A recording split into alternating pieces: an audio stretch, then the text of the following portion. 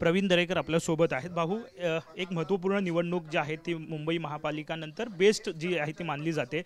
कशा पद्धतीने ही सगळी तयारी आहे? एवढ्या वर्ष ठाकरेंचं वर्चस्व या बेस्ट संघटनेवरती पाहायला मिळतं। नाही, एक लक्षात ठेवा, 25 वर्ष आपण पतपेढीच्या माध्यमातून कामगारांना काय दिलं हे महत्त्वाचं आहे।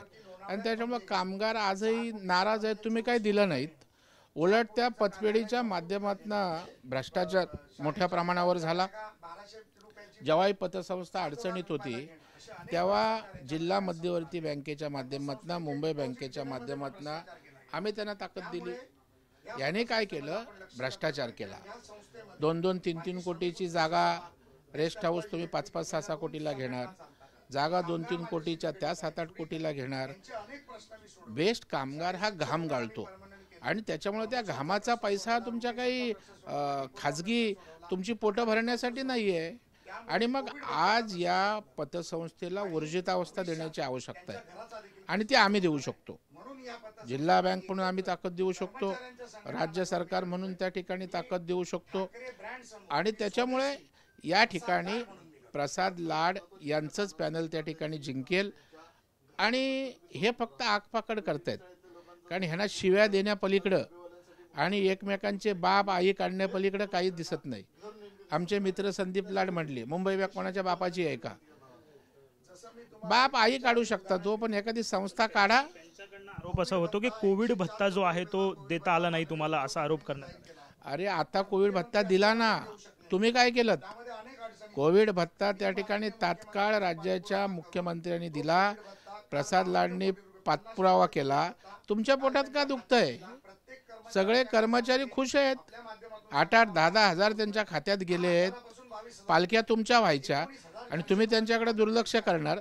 मला वाटतं कर्मचारी कामगार त्या ठिकाणी प्रसाद लाडच्या पॅनलच्या मागे उभे राहतील आणि कब्बशीला निवडून देतील, याच्यावर माझा पूर्ण विश्वास। एक मुद्दा आहे की जो गाजतोय जमिनी ज्या आहेत ते बेस्टच्या जमिनीचा मुद्दा सुद्धा समोर येताना पाहायला मिळतो। अनेक जमिनी किंवा जागा ज्या आहेत बेस्टच्या आहेत त्याचा मुद्दा सुद्धा समोर आणला नाही। आपण बघा की याची इन्क्वायरी पण लागली, इन्क्वायरी दाबली गेली होती, परंतु निवडणुकीच्या तोंडावर कोणी घाग नावाच्या एका सभासदानं तक्रार केली आणि त्यावर इन्क्वायरी लागले आणि त्यामध्ये या जागांची मूळ किंमत काय, कितीला खरेदी केली, त्याच्यामध्ये किती पैसे कमावले, काय भ्रष्टाचार झाला, हे सगळं बाहेर येणार आहे आणि त्यांच्यावर योग्य ती कारवाई 100% होईल। कारण इथे कष्टकऱ्यांचा पैसा आहे हो। बेस्ट कामगार कर्मचारी त्या ठिकाणी उन्हातानात गॅरेजमध्ये बसमध्ये त्या ठिकाणी घाम गाळतात। ते का तुमची अय्याशी करायला का? आतापर्यंत त्यांच्या जीवावर अय्याशी केलीत, शिवसेनेला मोठं या बेस्ट कामगारांनी केलं, तुम्ही काय केलं त्यांच्यासाठी? फक्त त्यांचं तुम्ही वापर करून घेतलात आणि त्याच्यामुळं आता कामगार त्या ठिकाणी धडा शिकवतील आणि प्रसाद लाडला त्या ठिकाणी त्यांच्या पॅनलला 100% ताकद देतील, यावर माझा पूर्ण विश्वास आहे। प्रसाद लाड सुद्धा आपल्यासोबत आहेत।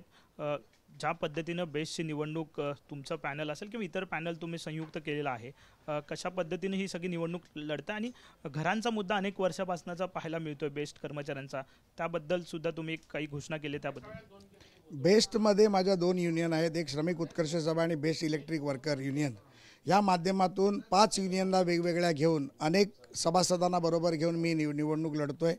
यामध्ये बेस्टचे अनेक प्रश्न मी सोडवले, त्यापैकी महत्त्वाचा प्रश्न काल जो सुटला तो होता कोविड भत्त्याचा, ज्यामध्ये 52 कोटी रुपये जनतेला मी कामगारांना दिले। 19,000 कामगारांना 10,000पासून 22,000 रुपये खात्यात आले, त्यांच्या बदल्यांचे प्रश्न सुटले, प्रमोशनचे प्रश्न सुटले। आणि जो प्रश्न आपण मला घराचा विचारला तो अतिशय महत्त्वाचा प्रश्न आहे, तो माननीय राज्याचे मुख्यमंत्री देवेंद्रजींकडे आम्ही ठेवला आहे। ज्या पद्धतीमध्ये BTT चाळ, BIT चाळ, पोलीस वसाहत डबेवाल्यांना काल साहेबांनी जाहीर केलं, त्याच पद्धतीमध्ये मुंबईची BST आता डबघाईला आली आणि BSTमध्ये 27 डेपो आणि 27 जवळजवळ त्यांच्या वसाहती आहेत।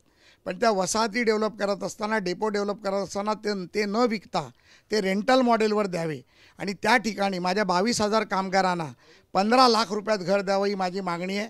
आणि ते 15 लाख रुपये देखील प्रवीण भाऊ आणि आम्ही मुंबई बँकेच्या माध्यमातून त्या कर्मचाऱ्यांना कर्ज रूपाने देऊ, कमीत कमी व्याजदराने देऊ, त्याच्या पतसंस्थेच्या माध्यमातून देऊ, ही माझी मागणी माननीय मुख्यमंत्र्यांकडे। तर या निवडणुकीमध्ये ठाकरेंना शह देणार?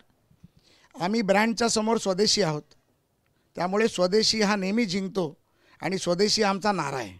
धन्यवाद. साहजिकच आहे मुंबई महापालिकेप्रमाणेच बेस्ट कर्मचाऱ्यांच्या पतपेढीची जी निवडणूक असते नेहमीच रंगतदार आपल्याला पाहायला मिळते.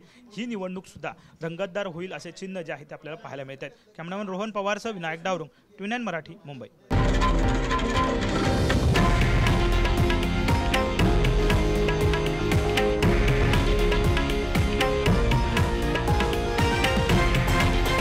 हे आहे देशातील नंबर 1 न्यूज नेटवर्क आणि आपण पाहत आहात TV9 मराठी, एकमेव.